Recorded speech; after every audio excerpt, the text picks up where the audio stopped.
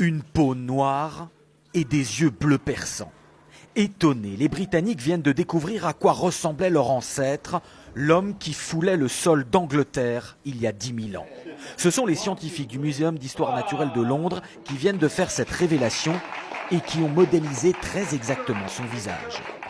On n'aurait jamais imaginé ça il y a quelques années encore. Cette combinaison inhabituelle de cheveux bruns, bouclés, presque crépus, avec une peau très sombre et des yeux d'un bleu vif.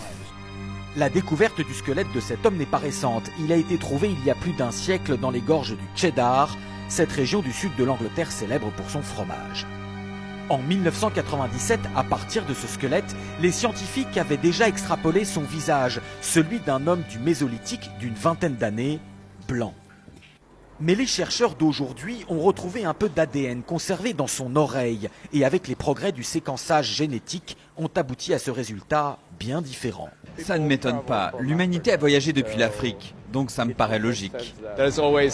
Ça va contredire ceux qui croient en une pureté qui n'a bien sûr jamais existé. En regardant cette photo, je pense quand même que déjà à l'époque, c'était un immigrant, venu d'ailleurs dans le monde.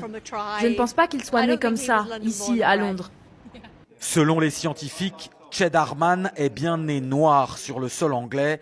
La généralisation de la peau blanche serait intervenue plus tard avec des vagues d'immigration plus récentes venues d'Europe du Nord.